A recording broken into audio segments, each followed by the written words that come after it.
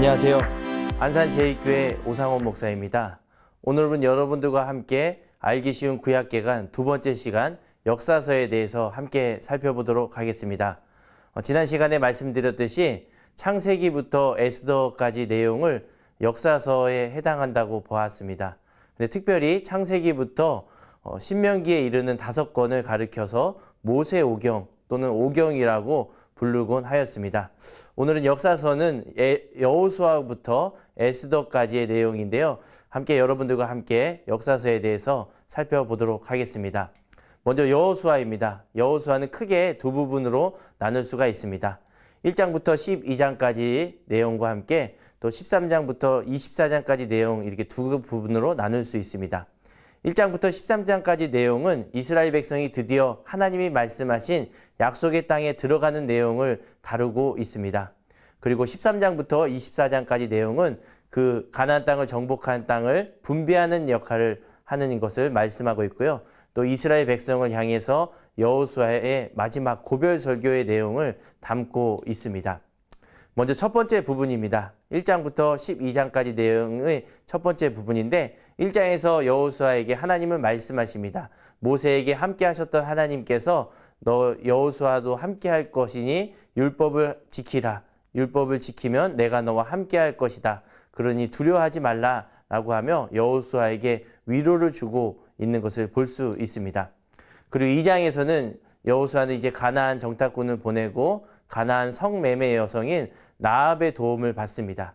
여기서 중요한 것은 라합이 하나님의 구원을 받았다라는 것입니다. 라합뿐만 아니라 그의 가족이 다 하나님의 구원을 받았다는 사실이 정말로 중요합니다. 왜냐하면 라합은 이방인이었고 여자였고 또 창녀와도 같았던 사람이었습니다. 그런데 불구하고 그 라합과 라합의 가족이 하나님으로부터 구원을 받았다라는 것은 하나님의 자녀가 되었다라는 그런 놀라운 사실을 펼쳐지는 것을 볼 수가 있습니다.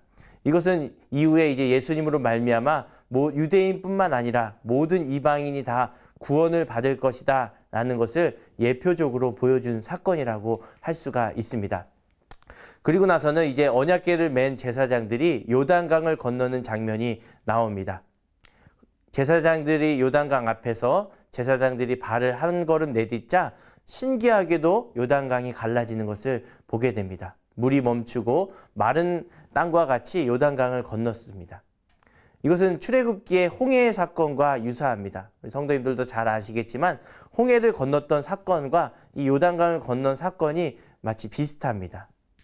근데 차이점이라고 한다면 홍해는 하나님께서 이 지팡이로 내리치니 홍해가 갈라져서 이스라엘 백성이 건넜습니다. 먼저 가른 다음에 이스라엘 백성이 건너갔던 것이죠. 근데 요단강은 어떻게 했냐면 제사장이 먼저 한 발을 내딛고 나서야 요단강이 갈라지게 되었고 또 건너게 되었습니다. 또 두 번째 차이점은 홍해는 하나님께서 동풍을 불게 하셔서 마르게 하시고 다 하나님께서 온전히 다 이루고 하나님께서 친히 다 이루었다는 것입니다. 그런데 불구하고 요단강을 건넌 것은 제사장들과 이스라엘 백성들과 함께 하나님을 일을 하고 계셨다라는 것이 차이점입니다. 요단강을 건너고 또 홍해를 건넌 것이 유사하지만 바로 이와 같은 차이점이 있습니다. 우리 이것을 볼 때 성도님들의 삶도 마찬가지입니다. 신앙생활 할 때에도 처음에 하나님은 예수님을 잘 알지 못하는 성도들에게 길을 다 열어주시고 그 길을 믿음으로 건너라 라고 말씀하십니다. 하나님께서 친히 모든 것을 다 준비하시고 그 길을 걸어가길 원하십니다. 근데 이제 신앙의 연륜이 쌓이고 조금 이제 하나님을 더욱더 알아가면 이제는 우리가 믿음의 눈으로 뜨고 믿음의 발로 한 걸음 내디딜 때 비로소 하나님의 역사를 보게 되는 것을 알게 되는 것입니다. 그렇기 때문에 우리에게는 이제 예수님을 알아가면 알아갈수록 순종이 그만큼 중요하다는 것을 알 수 있습니다. 하나님 혼자 일하시기도 하지만 이제 신앙생활을 하게 된다면 하나님은 우리와 함께 일하시기 원하고 우리와 함께 그 기쁨을 누리시기 원한다라는 것을 성도님들이 꼭 기억하셨으면 좋겠습니다. 그래서 내가 지금 홍해 앞에 서 있는지 아니면 이제 나의 믿음이 어느 정도 성장하여서 요단강 앞에 서 있는지 그럴 때 우리 순종의 발걸음을 내딛는 성도님들 되시기 바랍니다. 이스라엘 백성은 약속의 땅으로 건너가자마자 몇 가지 의식을 치릅니다.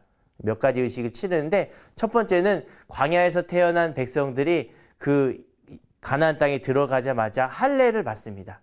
여러분 할례를 잘 아시겠지만 남자들 오늘날로 말하면 이 남자 아이들 행하는 포경 수술에 해당합니다.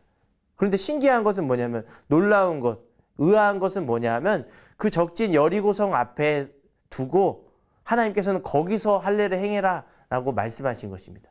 여러분 상식적으로 이해가 되시나요 이게? 적진 앞에, 원수들이 있는 앞에, 또 우리가 싸워야 될 대상 앞에 그것을 두고 그 앞에서 포경수술, 할례를 행했다라는 것입니다. 이것은 정말 상식적으로 볼 때 굉장히 위험한 일이죠. 전략전술에서도 터무니없는 일입니다. 왜냐하면 전쟁을 하게 되면 몸을 숨겨야 되고 최대한 민첩하게 빠르게 움직여야 하는데 할례를 받으면 그렇게 할 수가 없습니다. 수술하는 것도 아픈데 아물 때까지는 아무것도 할 수 없는 것이죠. 전투력이 약화되고. 하나님께서는 이것을 두고 무엇을 우리에게 말씀해 주고자 하십니까? 바로 전쟁은 너희의 힘만으로 하는 것이 아니다라는 것을 하나님께서 우리에게 깨닫게 해주시고자 한다는 것입니다. 가나안 땅을 정복하는 것도 그 큰 여리고성을 정복하는 것도 너희의 힘으로 되는 것이 아니다. 내가 친히 할 테니 너희는 영적으로 준비해라. 할례를 받음으로 내 백성, 내 자녀가, 내 군사가 되어라 라는 그런 의식을 행하도록 하는 것입니다. 만약 하나님을 신뢰하지 않고 불신앙적으로 우리가 살아간다면 그 앞에서 도저히 할례를 행할 수 없는 것이죠. 전쟁을 앞두고. 그런데 믿음의 눈으로 볼 때는 내가 홍해를 건너고 요단강을 건넌 것도 내 힘이 아니다. 하나님이 하신다라는 것을 믿는다면 우리는 기꺼이 그 앞에서 하나님이 명령하신 것을 할 수 있다라는 것입니다. 두 번째로는 이스라엘 백성들은 유월절을 지킵니다. 이것도 군인들이 전투하기에 앞서서 하기 어려운 의식이었습니다. 그런데 하나님이 유월절을 지키라고 하면서 무엇을 기억하라고 하십니까? 바로 유월절, 출애굽, 애굽에서 너를 구원한 하나님이 바로 나다. 이 약속의 땅에서 이제 너희를 돌보고 살아갈 수 있도록 인도하는 분이 바로 나다라는 것을 하나님께서는 알고 그것을 기억하고 감사하도록 유월절을 지키라라고 하나님께서는 말씀하신 것입니다. 그리고 이스라엘 백성은 이제 드디어 가나안 땅에 들어가서 여리고성을 정복하게 됩니다. 그들의 힘이 아닌 하나님의 능력으로 정복하게 되는 것이죠. 그렇게 1장부터 12장까지는 이렇게 이스라엘 백성이 가나안 땅에 들어가서 정복한 이야기들을 하나님께서 말씀해 주고 있습니다. 그리고 두 번째 부분은 이제 13장부터 24장까지 이스라엘 백성들이 땅을 분배하는 이야기가 나옵니다. 여기 땅을 분배하는 것은 제사장들이 나와서 제비를 뽑아서 분배를 하였습니다. 요즘은 이제 제비를 뽑아서 하지는 않지만 요즘은 이제 예수님께서는 이 땅에 오시고 또 부활하셔서 우리 안에 성령을 보내주셨기 때문에 구약의 제비 뽑기를 하지 않습니다. 왜냐하면 우리 안에 성령이 함께 하시기 때문에 그 성령 하나님께서 말씀해 주시기 때문에 제비 뽑기는 의미가 없습니다. 그러나 그 당시에는 구약 사람들은 이 제비 뽑기를 하는 것을 하나님의 주권이 담겨 있다. 하나님의 뜻이다라고 생각했기 때문에 종종 구약에서 보면 이 제비를 뽑았다라는 것이 나옵니다. 이스라엘 백성들이 땅 분배를 할 때도 이렇게 제비를 뽑아서 분배를 했던 것이죠. 어떤 힘이 센 사람들이 많이 갖고 또 좋은 땅을 갖고 힘이 없는 지파가 그렇지 약한 땅, 척박한 땅을 갖고 이렇게 자본주의처럼 되는 것이 아니라 하나님의 뜻에 맡겨서 분배를 하였던 것입니다. 이것을 통해서 이 땅을 분배함으로 인해서 드디어 하나님께서 말씀하신 아브라함에게 약속하신 그 언약이 성취된 것을 여호수아에서는 볼 수 있습니다. 창세기 12장에 아브라함을 통해서 내가 너로 큰 민족을 이루고 내가 내게 지시할 땅으로 가라. 너에게 복을 주리라 라고 하신 그 아브라함의 언약이 이 여호수아를 통해서 성취되는 것을 볼 수 있습니다. 우리 성도님들 가나안 땅이라고 하면 흔히 듣는 수식어가 있습니다. 젖과 꿀이 흐르는 땅, 가나안 땅이라고 많이 몰사됩니다. 근데 실제로 성도님들 가나안 땅이 그렇게 젖과 꿀이 흐르고 농사도 지으면 그냥 다 윤택하고 풍년이고 그렇게 되었을까요? 결코 그렇지 않습니다. 이 가나안 땅은 어떻게 보면 애굽 땅보다 더 척박한 땅입니다. 애굽 땅과는 가나안 땅이 다르다라고 하나님께서는 말씀해 주셨습니다. 신명기 11장 10절에서 12절을 보면 너희가 차지하려 하는 땅을 들어가면 거기는 애굽 땅과 같지 않다라고 하나님 말씀하십니다. 애굽 땅에서는 물도 되고 댐과 같이 물을 가둘 수 있었지만 가나안 땅은 그렇지 못한다라고 하나님은 신명기 11장에 말씀해 주셨습니다. 너희가 건너가서 차지할 땅은 하늘에서 내리는 비를 흡수하는 땅이라라고 합니다. 흡수하는 땅. 물을 모으지 못하고 그 하늘에서 내려주는 비로 말미암아 농사를 짓는 것입니다. 그러니까 비가 많이 내리면 농사가 잘 되고 비가 안 내리면 농사가 그 해에는 안 되고 흉년이 되었던 것이죠. 그래서 11장 12절에 보면 여호와 하나님께서 친히 돌보아 주시는 땅이라라고 합니다. 여호와의 눈이 항상 그 위에 있느니라라고 합니다. 애굽에서는 내 힘으로 살아갈 수도 있을 것입니다. 이렇게 물을 가두고 농사도 짓고 할 수 있지만 가나안 땅을 그렇게 하지 못하고 땅이 비를 흡수한다라고 합니다. 그렇기 때문에 하나님께서 내려주시는 그 비로 말미암아 그것으로 인해서 살아갈 수밖에 없는 땅이라라고 하는 것입니다. 그런데도 왜 불구하고 젖과 꿀이 흐르는 땅이라고 할까요? 바로 하나님께서 친히 돌보시는 땅에서 우리가 살아가기 때문입니다. 이스라엘 백성들은 가나안 땅에 가서 거기서 비를 내려달라고 하는 그 가나안 토착신인 바알과 아세라를 섬기며 우상 숭배를 했습니다. 이 가나안 백성들은 바알과 아세라 신을 섬기면서 그렇게 비를 내려준다라고 믿으면서 음행하였습니다. 그런데 하나님께서는 그 가나안 땅에 들어가서 비를 내려주는 것이 바알과 아세라가 아니다. 바로 살아계신 나 여호와 하나님이다 라는 것을 계속적으로 이스라엘 백성들에게 알려주고자 했던 것이죠. 가나안은 이렇게 비를 흡수하는 땅이었습니다. 그렇기 때문에 정말로 중요한 것은 뭐냐 하면 하나님께서 이른 비 늦은 비를 때에 맞게 공급해 주신다라는 사실입니다. 성경에서 보면 하나님께서 이른 비와 늦은 비를 내려주신다라고 말씀합니다. 그 비가 적절하게 내려주어야만 가나안 땅에서 농경 생활할 때 풍년을 맛볼 수가 있는 것입니다. 그래서 이른 비 늦은 비는 우리가 생각할 때 오늘날 우리가 비 내리는 것처럼 생각하는 것 해서는 안 되고 정말로 이 이른 비 늦은 비는 한 해에 내 소득과도 연결되고 가족의 생명과도 연결된 하나님의 돌보심이다라는 것을 기억하면서 책을 읽으시면 더욱더 유익할 것으로 믿습니다. 이렇게 가나안 땅은 하나님의 돌보심으로만 살아갈 수 있는 땅입니다.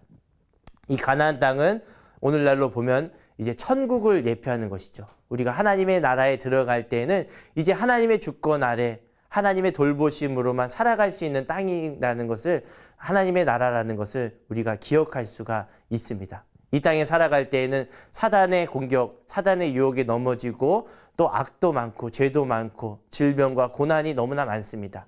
하나님이 주권하시지만 또 세상을 또 봤을 때는 사단이 주관하는 것처럼 보일 때도 있습니다. 그러나 언젠가는 우리가 하나님의 나라, 가나안 땅과 같은 하늘나라로 갈 때는 이제는 거기서 하나님의 통치를 받으며 하나님의 돌보심만으로 살아갈 수 있는 나라라는 것을 기억하면서 우리 성경을 읽으면 도움이 될 줄로 믿습니다. 우리 삶에도 이렇게 하나님께서는 적절한 때에 적절한 이른 비와 늦은 비를 통해서 우리의 삶을 돌보고 계십니다. 성도님들, 코로나 바이러스로 인해서 온 세계가 많이 힘들고 어려울 때입니다. 그럼에도 불구하고 이렇게 이른 비와 늦은 비로 나에게 어렵지 않게 또 적절하게 도움을 주실 것이다 라는 그런 믿음으로 이 어려운 시기들을 이겨내시기 바랍니다. 하나님께서는 우리의 삶을 돌보고 계십니다. 하나님의 돌보심이 없다면 우리의 삶은 여기까지 오지 못하였을 것입니다. 이 여호수아가 말하는 것이 바로 그러한 것입니다. 너희 힘으로 가나안 땅으로 들어가는 것이 아니다. 너희의 힘으로 그 가나안 땅에서 잘 사는 것이 아니다. 하나님의 돌보심이 있어야 한다라는 것을 계속 하나님께서는 우리에게 말씀해 주고 계십니다. 마지막으로 23장, 24장을 보면 여호수아의 고별 설교가 나옵니다. 모세가 이제 가나안 땅에 들어갔을 때 신명기에서 이스라엘 출애굽한 2세대에게 언약을 다시 갱신하면서 고별 설교를 하였듯이 이제 여호수아도 죽기 전에 이렇게 이스라엘 백성들에게 언약을 갱신하는 장면을 볼 수 있습니다. 그런데 이스라엘 백성들은 이 여호수아의 말을 내가 순종하겠다, 맹세하며 따르겠다라고 다짐하였지만 이제 사사기를 통해 보겠지만 그 약속을 저버리는 것을 우리가 살펴볼 수 있습니다. 그럼에도 불구하고 그 죄를 범한 이스라엘 백성들을 하나님께서는 친히 하나님이 하신 약속을 이루기 위해서 그들을 놓지 않고 신실한 사랑으로 이끌고 계시는 것을 우리는 살펴볼 수가 있습니다. 이제 다음으로는 사사기 내용을 살펴보겠습니다. 사사기는 여호수아의 죽음과 왕정의 시작을 다루고 있습니다. 사사기는 크게 세 부분으로 나눌 수가 있습니다. 첫 번째 부분은 1장에서 2장 5절까지 계속되는 가나안의 원주민과의 싸움을 우리가 사사기에서 살펴볼 수가 있습니다. 또 두 번째는 2장 6절에서 16장 31절까지 말씀입니다. 이 책의 제목, 사사기라는 그런 제목이 여기에서 유래됐습니다. 하나님께서는 끊임없이 죄를 범한 이스라엘 백성들을 놓지 않고 이 사사, 재판관과 또 구원자와 같은 사사를 보내주셔서 그 이스라엘 백성들을 구원해 주셨습니다. 그래서 이 부분, 2장 6절부터 16장 31절까지 내용을 통해서 끊임없는 사사를 통해서 하나님께서는 이스라엘 백성들을 구원해 주시는 분이십니다. 사사는 재판관의 역할을 하고 있지만 이스라엘 백성들을 죄로부터 구원하는 역할을 하였습니다. 그런데 사사는 불완전한 사사였습니다. 불완전한 재판관, 불완전한 구원자였습니다. 그것을 통해서 하나님께서는 완전한 재판관이 되시고 왕이 되시고 구원자가 되시는 예수 그리스도를 바라볼 수 있도록 우리에게 말씀해 주고 있습니다. 사사기는 끊임없이 이스라엘 백성들이 죄를 범하는데 이 네 가지 사이클이 계속적으로 반복되고 있습니다. 첫 번째는 이스라엘 백성이 죄를 행하고 하나님의 말씀을 듣지 않습니다. 귀가 있어도 하나님의 말씀을 듣지 않고 끊임없이 죄를 행합니다. 그래서 그들에게 고난이 닥치고 고통이 닥쳤을 때 이스라엘 백성은 드디어 하나님께 부르짖습니다. 구원해 달라고 부르짖습니다. 그럼 하나님께서는 사사를 일으켜서 이스라엘 백성들을 구원하고 또 이제 그 전쟁에서 승리케 하십니다. 이렇게 네 가지 사이클이 반복되는데 전쟁에서 승리하고 하나님을 따르냐? 그렇지 않습니다. 전쟁에서 승리하고 또다시 이스라엘이 여호와의 목전에서 악을 행했다라는 말이 반복됩니다. 또라는 말이 반복됩니다. 그럼 또다시 악을 행하고 하나님의 말씀을 듣지 않고 고난이 오고 고통이 오고 그다음에 하나님께 부르짖고 사사를 일으키고 다시 전쟁에 승리하고 구원해 주시는 이런 네 가지 사이클이 계속적으로 반복되고 있습니다. 무엇을 말합니까? 사사가 완전한 승리, 구원을 이루는 것이 아니다. 또 이스라엘 백성은 끊임없이 범죄하지만 하나님께서 온전한 구원자, 완전한 사사를 일으키실 것이다 라는 것을 미리 예표해 주고 있는 것입니다. 세 번째 부분은 사사기의 이야기에서 벗어나서 조금은 이제 엮이는 가정에 대해서 말씀하고 있습니다. 가정이 파괴되고 또 그 가정의 파괴로 말미암아 국가적으로 또 공동체, 더 크게는 공동체 안에 어떻게 확대되는지 이 죄의 파급력을 설명하고 있습니다. 17장부터 18장은 이 미가라는 사람이 영적으로 혼돈 상황에 놓인 것을 설명해 주고 이야기하고 있습니다. 개인적으로 제사장을 고용해서 자기가 제사장을 세워서 또 영적으로 예배를 드리고 우상 숭배를 하는 모습을 보게 됩니다. 이 가정의 죄가 공동체로 확대되는 것입니다. 우리 성도님들 마찬가지지만 나 개인의 죄로부터 또 가정으로 확대되고 이 가정이 또 교회나 또 직장이나 사업장, 우리 국가로 확대되는 것을 우리가 보게 됩니다. 또 19장에서 21장까지 내용을 보면 이제는 더 심한 죄가 나옵니다. 강간에, 토막살인에 또 그리고 이게 타락하고 분열되고 혼란스러운 사사들을 묘사하고 있습니다. 이 사사기에서는 이렇게 끊임없이 죄가 반복되는 것을 말하면서 이제 무엇을 얘기하겠습니까? 우리 이 백성에게는 왕을 세워야 된다라는 그런 정당성을 말하고자 하기 때문에 사사기에서는 주로 어떤 구절이 반복되냐면 그 이스라엘의 왕이 없으므로 자기 소견에 옳은 대로 행하였더라라는 구절이 반복되고 있습니다. 왕이 없어서 이렇다. 왕을 세워달라라는 그런 왕에 세워야 된다는 그런 정당성을 옹호하는 책이라고 할 수 있습니다. 이런 구절로 이제는 더 뒤에서 살펴보겠지만 하나님께서는 왕을 허락하지 않으시기 원하셨지만 그래도 인간의 바람대로 하나님은 왕을 세우기를 허락하셨습니다. 그런데 살펴보겠지만 이제 열왕기 상인 하에서 살펴보겠지만 이스라엘 왕들은 사사보다도 더 타락한 왕들도 많았습니다.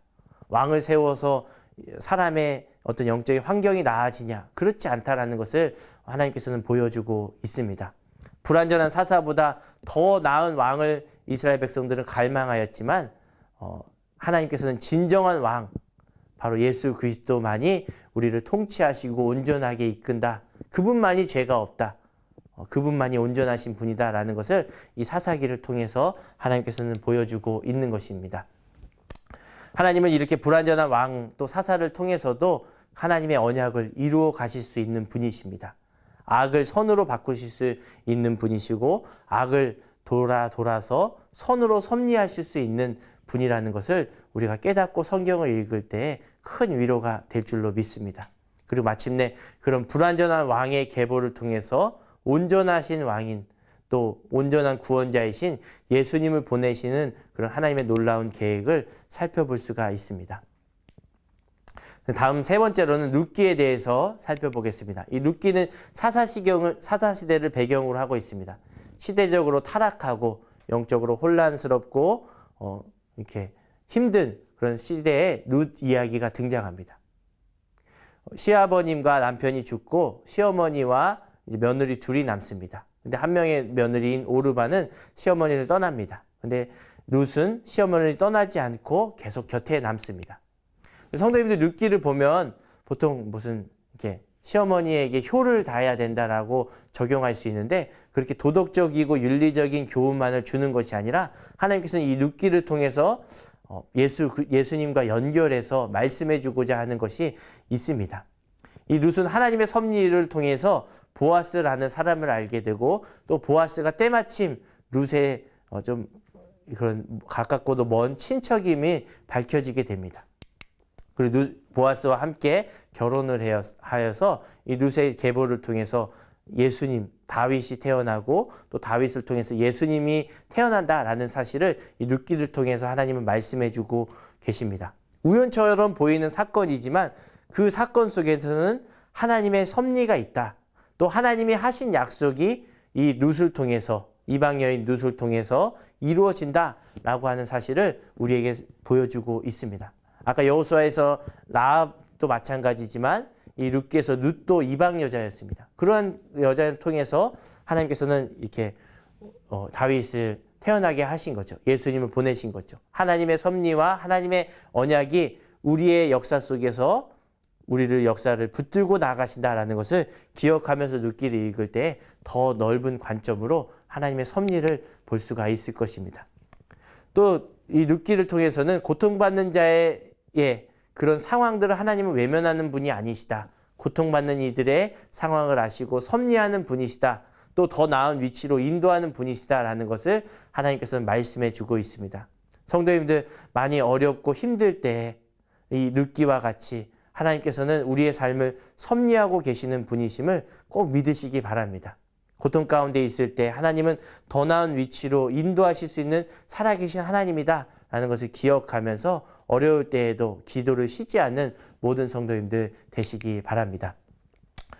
이제 네 번째로 사무엘서에 대해서 살펴보겠습니다. 이 사무엘서는 우리가 지금 볼 때에는 사무엘상, 사무엘하 이렇게 두 권으로 나누어져 있는데 원래는 사무엘서라고 해서 한 권으로 되어 있습니다. 한 권으로 되어 있고 마지막 사사라고 할 수 있는 사무엘과 또 초대 왕, 사울 왕과 또 다윗 왕에 대한 이야기로 나와 있습니다. 사무엘상 1장에서 7장까지 내용은 사무엘에게 초점을 맞추고 있습니다. 이제 마지막 사사이자 왕정 시대를 인도하는 그 사무엘을 소개합니다.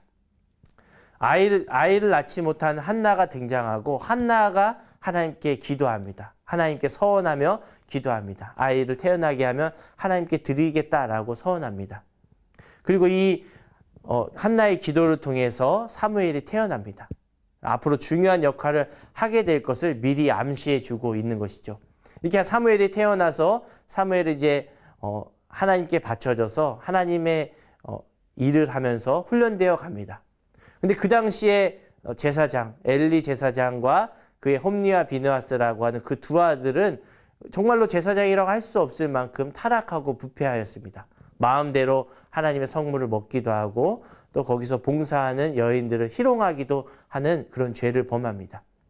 그런데 그 속에서도 하나님은 이 어린 사무엘을 그것을 본받지 않고 악한 죄를 본받지 않게 하시고 보호하시고 믿음 안에서 잘 성장하도록 하나님께서는 말씀해 주셨습니다. 그리고 하나님께서는 사무엘을 부르셔서 이제 엘리 제사장의 가문을 심판하겠다라고 하는 그런 엄중한 명령을 하신 것입니다. 얼마나 타락했으면 제사장들과 제사장의 자녀들이 타락했으면 그 어린 사무엘에게 하나님이 친히 직접 말씀하셨겠습니까? 이 사사시대는 바로 이럴 정도로 타락하고 부패하였다라는 것을 배경으로 사무엘이 이제 태어나고 사무엘을 통해서 이제 이스라엘 백성을 하나님께서 인도해 가고자 하신 것입니다. 그리고 사무엘상 7장에 보면 미스바에서 이제 사무엘이 이스라엘 백성과 함께 블레셋 군대를 물리치는 장면을 살펴볼 수가 있습니다. 모세를 통해서 광야에서 만나를 먹으면서 출애굽하였던 그런 만나 세대가 있는가 하면 이제 사무엘을 바탕으로 이스라엘 백성들을 이제 하나 되게 하고 또 미스바에서 큰 전쟁을 경험하게 하는 그런 미스바 세대가 일어나게 된 것입니다.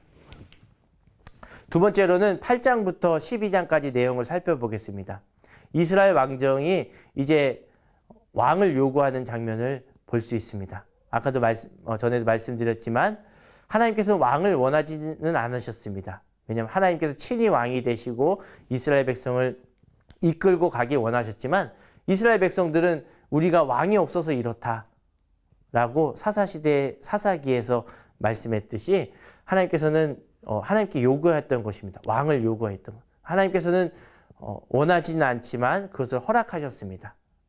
왜냐하면 하나님께서는 그것을 허락하셔도 하나님께서는 친히 그들을 선한 길로 인도하실 수 있는 주권자이시고 능력자이시기 때문에 하나님은 원치는 않지만 허락하신 것입니다. 그리고 이스라엘의 초대 왕인 사울 왕이 기름 부음을 받습니다. 사무엘이 사울 왕을 세워서 이제 왕으로 세우기로 기름 부음을 받습니다. 키도 크고요. 잘생기고 또 처음에는 사울 왕은 겸손했습니다. 그래서 제비를 뽑아서 사울 왕이 선출되었을 때 사울은 두려워서 진보다리 뒤에 숨었다고 합니다. 백성들도 키가 크고 훤칠한 사울을 보면서 만족했습니다. 이렇게 했던 사울 왕이 하나님의 은혜가 점차 떨어지자 타락하게 된 것입니다. 그 타락한 내용이 세 번째 13장부터 15장까지 내용에서 나옵니다. 이제 사울 왕은 점차 하나님의 명령대로 행하지 않고 자기 마음대로 제사를 드리고 또 하나님이 아말렉을 진멸하라고 하는 하나님의 명령을 어김으로 하나님께 버림을 받게 됩니다. 그리고 하나님께서는 이제 사울 왕과 함께하지 않고 또 다른 왕 다윗 왕을 준비시키고 계셨습니다. 이후 16장부터 31장까지 내용은 이제 다윗 왕을 시기한 사울 왕의 내용이 나오고 또 다윗이 골리앗을 물리치고 백성들의 이렇게 존경을 받고 또 백성들의 지지를 받는 장면들이 나옵니다. 하나님께서는 이제 사울 왕 대신 다른 왕을 준비하고 계셨던 것이죠. 다윗 왕은 하나님께 기름 부음을 받았지만 사울 왕을 제거하려고 하지 않았습니다. 사울 왕을 충분히 살해할 수도 있는 기회들이 있었지만 다윗은 하나님 앞에서 하나님이 세운 지도자를 권위를 인정하고 그의 목숨을 해하지 않았습니다.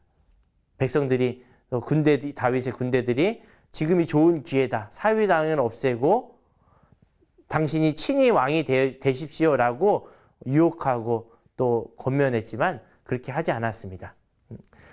다윗 왕은 하나님의 때를 기다린 것이죠. 다윗 왕은 하나님이 세우실 것을 믿고 하나님의 때를 기다렸던 것입니다. 그리고 이후 사무엘 하에서는 사울의 아들이자 다윗의 평생의 친구인 요나단의 죽음으로 다윗이 애통하는 장면으로 사무엘 하가 시작됩니다. 다윗은 왕이 되어서 어느 지파도 속해 있지 않았던 예루살렘을 수도로 삼고 이제 다윗 왕의 그런 일들을 행하고 있습니다. 사무엘 하에서 중요한 장은 7장입니다. 다윗 언약장이라고 할 수 있는 7장에서는 하나님은 다윗과 언약을 맺고 다윗의 자손으로 메시아를 보낼 것을 말씀해 주시고 또 다윗과 같은 왕을 보내겠다라고 하며 다윗과 언약을 맺습니다. 이렇게 평생 정말 하나님만 따를 것 같은 다윗도 그 다윗은 인간의 연약함을 보이고 있습니다. 바로 밧세바를 범하여 죄를 짓게 된 것이죠. 11장에서는 다윗은 밧세바를 엿본 후 그녀와 동침하게 됩니다. 그리고 동침하고 그의 죄를 덮으려고 남편 우리아를 청부살인을 하기까지 계획하게 됩니다. 충직하고 율법의 세부적인 내용을 다 지키려고 하던 그런 우리아라고 하는 그런 충신과는 달리 다윗은 자기의 잘못을 덮으려고 이렇게 살해를 하는 장면을 보게 됩니다. 정말로 큰 죄를 범하게 되는 것이죠. 다윗은 이것을 통해서 이제 여러 가지 문제가 꼬리에 꼬리를 물고 다윗 왕이 죽을 때까지 이런 죄의 삭슬 경험하게 됩니다. 다윗의 탐심이 밧세바와 사랑을 나누게 되고 또 그것이 간음을 하게 되고 간음이 또 거짓말을 낳고 또 거짓말이 이 정말로 충성스러운 부하인 우리아를 죽이고자까지 하고 싶은 그런 살인, 청부살인까지 이르게 되는 것입니다. 탐욕이 거짓말, 간음, 살인, 죽음까지 이르게 되는 것이죠. 죄는 이 고리와 같습니다. 사슬과 같습니다. 꼬리에 꼬리를 물어서 이 죄가 점점 더 커진다는 것을 우리는 다윗과 밧세바의 이야기를 통해서 살펴볼 수가 있는 것이죠. 그렇기 때문에 하나님 앞에서 우리는 정말로 죄에 대해 민감하게 기도하면서 살펴볼 필요가 있다는 것을 이 이야기를 통해서 우리는 알 수가 있습니다. 하나님께서는 그럼에도 불구하고 이런 불완전한 다윗 왕이지만 그 다윗 왕을 통해서 이스라엘 백성들을 계속적으로 하나님의 언약대로 이끌고 가고 계시는 것을 우리는 살펴볼 수가 있습니다. 성도님들 여기까지 내용을 말씀드렸는데 내용이 많이 이해되셨나요? 저희는 잠시 쉬었다가 다음 시간에 열왕기서부터 에스더까지 내용을 함께 살펴보도록 하겠습니다.